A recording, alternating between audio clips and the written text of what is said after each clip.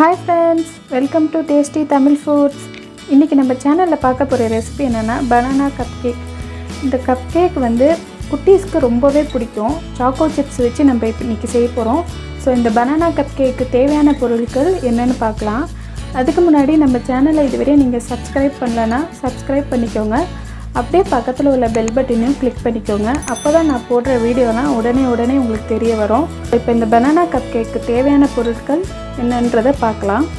இந்த மாவெல்லாம் அளந்தது வந்து நான் இந்த மாதிரி கப்பில் வந்து அளந்திருக்கேன். இந்த மாதிரி மெஷர்மெண்ட் கப் வந்து உங்கள்கிட்ட இல்லைன்னா நம்ம அரிசிலாம் அளப்போம் இல்லையா, அதில் வந்து அளந்துக்கோங்க. இந்த மாதிரி மாவு சர்க்கரை எண்ணெய் அதெல்லாம் மட்டும் இதில் அளந்துக்கோங்க. சேமாக உங்களுக்கு கிடைக்கும். இது வந்து சின்ன அளவுக்கு ஒன்று வந்து ஃபுல்லாக தலை தட்டி ஒன்று வந்து மைதா எடுத்திங்கன்னா இதுலேயே வந்து பாதி சுகர் எடுத்துக்கோங்க.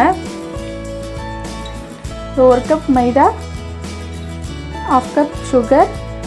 இது வந்து எல்லா பஜாரில் பேக்கரிஸ்லாம் கிடைக்கும். சாக்கோ சிப்ஸ்ன்னு கேட்டிங்கன்னா தருவாங்க. இது வந்து ஒரு 3 டேபிள் ஸ்பூன். முட்டை 1, ரீஃபைண்ட் ஆயில் வந்து 1/4 கப்.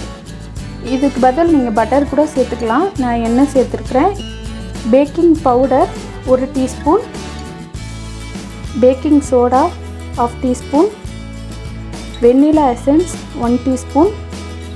நான் வந்து வாழைப்பழம் வந்து ஏலக்கி வாழைப்பழம் எடுத்திருக்கேன். இது வந்து சின்ன வாழைப்பழன்றதுனால 1 கப்பு மைதாக்கு எனக்கு ஒரு 4லேருந்து 5 வாழைப்பழம் தேவைப்படும். நீங்கள் பெரிய வாழைப்பழம், பச்சை வாழைப்பழம் அந்த மாதிரி எதுனா ஒன்று எடுத்துக்கிட்டிங்கன்னா 2 போதும். ஸோ பார்த்துட்டு நீங்கள் சேர்த்துக்கோங்க. இப்போ 1 கப்பு மைதாக்கு நான் சின்ன வாழைப்பழம் 4லேருந்து ஒரு 5 வாழைப்பழம் எடுத்து வச்சுருக்கிறேன். உப்பு 1/4 டீஸ்பூன். இப்போ வாங்க ஃப்ரெண்ட்ஸ் எப்படி செய்யலான்றதை பார்க்கலாம். இப்போ ஃபஸ்ட்டு ஒரு பவுலில் நம்ம வச்சுருக்க வாழைப்பழத்தெல்லாம் சேர்த்துக்கலாம். வாழைப்பழத்தை வந்து நல்லா மசிச்சிக்கோங்க. ஃபஸ்ட்டு பாருங்கள், வாழைப்பழத்தை வந்து நல்லா மசிச்சாச்சு. வாழைப்பழம் வந்து நல்லா பழுத்த வாழைப்பழமாக எடுத்துக்கோங்க. அப்போ தான் உங்களுக்கு வந்து டேஸ்ட்டும் நல்லாயிருக்கும், மசிக்கிறதுக்கும் ஈஸியாக இருக்கும். ஸோ இதுலேயே வந்து நம்ம 1/2 கப்பு சுகர் சேர்த்துக்கலாம். எண்ணெய் ஒரு 1/4 கப் சேர்த்துட்டு இதை ஃபஸ்ட்டு நல்லா மிக்ஸ் பண்ணிக்கோங்க. இந்த எண்ணெய், சர்க்கரை, வாழைப்பழம் இதெல்லாம் வந்து நல்லா வந்து மிக்ஸ் ஆகிருக்கணும் எல்லாம் ஒன்றா. ஸோ இதை ஃபஸ்ட்டு நல்லா மிக்ஸ் பண்ணிக்கலாம்.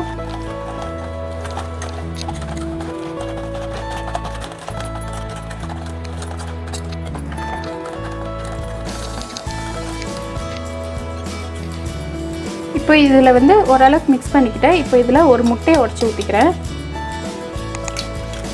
இப்போ இதுவும் நல்லா மிக்ஸ் பண்ணிக்கோங்க.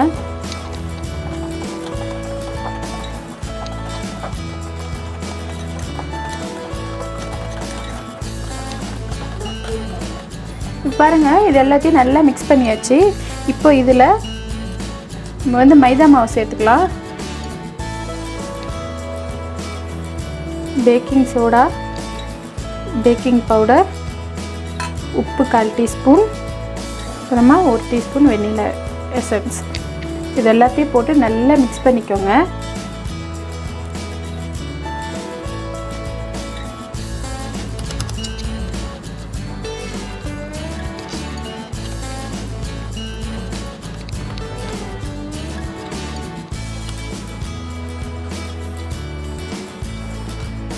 பாருங்கள், அதெல்லாம் போட்டு நல்லா கலந்தாச்சு. இப்போ இதில் வச்சிருக்க சாக்கோ சிப்ஸ் இதை வந்து போட்டுக்கலாம். இப்போ இதையும் வந்து லைட்டாக மிக்ஸ் பண்ணிக்கோங்க. ரொம்ப மிக்ஸ் பண்ண வேண்டாம், அழுத்த வேண்டாம். இதுக்கப்புறம் லைட்டாக மிக்ஸ் பண்ணிக்கோங்க. பாருங்கள், மாவோட பதம் வந்து இப்படி தான் இருக்கும். ரொம்ப தண்ணியாகவும் இருக்காது, ரொம்ப திக்காகவும் இருக்காது. ஸோ இதுதான் வந்து கரெக்டான பதம். இன்றைக்கி வந்து நான் ஓவன்லேயே எப்படி செய்கிறதுன்னு காட்டுறேன். பேன்லேயே, அடுப்புலேயே வச்சு பேன்லேயே எப்படி செய்கிறதுன்னு காட்டுறேன். பேனில் செய்கிறதுக்கு வந்து அடி வந்து கனமான பாத்திரமாக எடுத்துக்கோங்க. அடி கனமான பாத்திரம் இல்லைன்னா நீங்கள் வந்து குக்கரில் அடியில் உப்பு போட்டுட்டு இந்த மாதிரி ஒரு ஸ்டாண்ட் வச்சு வெயிட் போடாமல் செய்யணும். அடிகனமான பாத்திரத்தில் ஸ்டவ்வை வந்து மீடியம் ஃப்ளேமில் வச்சுக்கோங்க. இதை வந்து ப்ரீ ஹீட் பண்ணணும். ஃபஸ்ட்டு இந்த மாதிரி ஸ்டாண்ட் போட்டுட்டு இந்த மாதிரி ஒரு பிளேட் வச்சுக்கோங்க. அது மேலேயே வச்சுட்டு வந்து மூடி போட்டுக்கோங்க. மூடி போட்டு இது வந்து மீடியம் ஃப்ளேமில் நல்லா ஒரு 15 நிமிஷம் வந்து அப்படியே சூடாகட்டும். இப்போ ஓவனையும் நான் ப்ரீ ஹீட் பண்ணிக்கிறேன். ஓவன் வந்து ஸ்டார்ட் கொடுத்துட்டு கன்வென்ஷன் மோடில் 180 டிகிரி வச்சு ஸ்டார்ட் கொடுத்துட்டேன். அது வந்து ப்ரீ ஹீட் ஆகிட்டுருக்கு.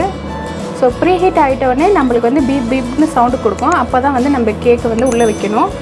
இப்போ ஓவனில் வைக்க என்கிட்ட இந்த மாதிரி கப் கேக் பேன் இருக்குது. இதில் வந்து பட்டரு அப்படி இல்லைன்னா எண்ணெய் வந்து ஃபுல்லாக தடவிக்கணும். நான் இப்போ தடவிக்கிறேன். இதில்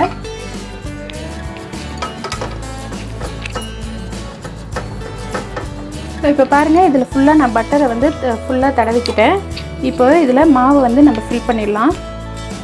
ரொம்ப ஃபுல்லாக ஊற்றாதீங்க, ஒரு 3/4 அளவுக்கு ஊற்றிக்கோங்க. கேக் வந்து பேக் ஆக ஆக ஃபுல்லாகும். ஸோ அதனால் வந்து நீங்கள் ஒரு 3/4 ஊற்றிக்கோங்க, ஃபுல்லாக ஊற்றாதீங்க.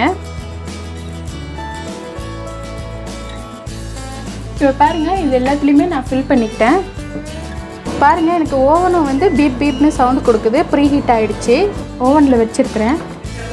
இப்போ வந்து டைம் செட் பண்ணிக்கிறேன். இது வந்து ஸ்டார்ட் கொடுத்துட்டு கன்வென்ஷன் மோடில் 180 டிகிரியில் நான் வந்து ஒரு 15 மினிட்ஸ்க்கு டைம் செட் பண்ணுறேன். 15 மினிட்ஸ்லேருந்து 20 மினிட்ஸ் தான் ஆகும். 15 மினிட்ஸ்க்கு டைம் செட் பண்ணி ஸ்டார்ட் கொடுத்துருச்சு. ஓவன் வந்து ஸ்டார்ட் ஆகிடுச்சு. 15 மினிட்ஸ்க்கு அப்புறம் நீங்கள் எடுத்து பாருங்கள். மாவு கேக் வந்து வெந்துடுச்சுன்னா 15 மினிட்ஸ் போதும். அப்படி இல்லைன்னா ஒரு 2 நிமிஷம் அதிகமாகும், அவ்வளோதான். இந்த பேனில் வைக்கிறதுக்கு இந்த மாதிரி பேப்பர் கப் எடுத்துருக்கேன். இந்த மாதிரி பேப்பர் கப்புன்னு கேட்டால் கடைகளில் கிடைக்கும். சப்போஸ் இந்த மாதிரி பேப்பர் கப் இல்லைன்னா ஸ்டீல் கிளாஸ் இருக்கும் இல்லையா, ஸோ அந்த கிளாஸில் வந்து நீங்கள் இந்த மாதிரி வந்து எண்ணெய் ஃபுல்லாக தடவிக்கோங்க.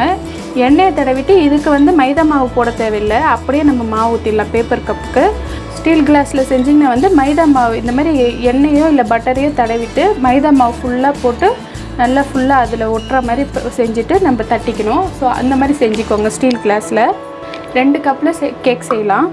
ஸோ 2 கப்லேயும் வந்து நான் வந்து எண்ணெயை தடவிட்டேன். ஸோ மாவு வந்து நம்ம போட்டுக்கலாம். இதில் பாருங்கள், கப்பில் வந்து நான் மாவு போட்டுக்கிட்டேன். பாதி பாதி போட்டிருக்கேன், மாவு ஃபுல்லாக போடல. இதுக்கு மேலேயும் கொஞ்சமாக சாக்கோ சிப்ஸ் போட்டுக்கலாம். பாருங்கள், பேனை வந்து நல்லா ஹீட் ஆகிடுச்சு. இப்போ இதில் நம்ம இதை வச்சுக்கலாம். இப்போ 2த்தையுமே வச்சு இது மூடிக்கோங்க. மூடிட்டு இதுவுமே உங்களுக்கு 15 நிமிஷத்துலேருந்து 20 நிமிஷம் ஃபுல் சிம்மில், மீடியமில் கூட வைக்காதீங்க, ஃபுல் சிம்மில் வச்சு வேக வச்சுக்கலாம் கேக்கை. இப்போ பாருங்கள், கப் கேக்கும் ரெடி ஆகிடுச்சு. ஓவனில் வச்சது வந்து எனக்கு ஒரு 15 மினிட்ஸில் பேக் ஆகிடுச்சு. இது இப்போ வந்து கேக் வந்து வெந்துருச்சான்னு பார்க்கறதுக்கு இந்த மாதிரி ஒரு கத்தியை இப்படி உள்ளே விட்டு பாருங்கள். இது வந்து க்ளீனாக இருக்கணும். பாருங்கள், க்ளீனாக இருக்குது. ஸோ கேக் ரெடி ஆகிடுச்சு. இது வந்து பேனில் வச்சது. பேனில் வந்து எனக்கு 20 மினிட்ஸ் ஆச்சு. பேனில் உள்ளதை வெந்துருச்சான்னு பார்த்துக்கலாம். பாருங்கள், க்ளீனாக இருக்குது. இப்போ இதை எடுத்துடலாம். கத்தியை விட்டு இப்படி லைட்டாக கொஞ்சம் ஓரத்தில் இப்படி பண்ணிங்கனாலே வந்துடும். அவ்வளோதான். பாருங்கள், வந்துடுச்சு. கேக் வந்து சூப்பராக வந்திருக்கு. பாருங்கள், எவ்வளோ சாஃப்டாக இருக்குது.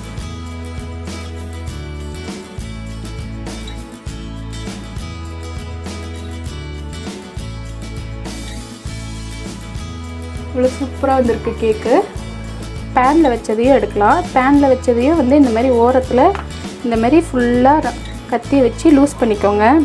ஆனால் இது நல்லா ஆறணும். ஆறிட்ட பிறகு தான் எடுக்கணும். இப்போ லூஸ் பண்ணிவிட்டு இந்த மாதிரி பண்ணிவிட்டு அப்படியே கவுத்துங்க. பாருங்கள், பேப்பர் கப்பில் வச்சதோ பேனில் வச்சதோ எவ்வளோ சூப்பராக வந்திருக்குது. அவ்வளோதான், ஈஸியாக முடிஞ்சிடுச்சு. எவ்வளோ சாஃப்டாக இருக்குது பாருங்கள்.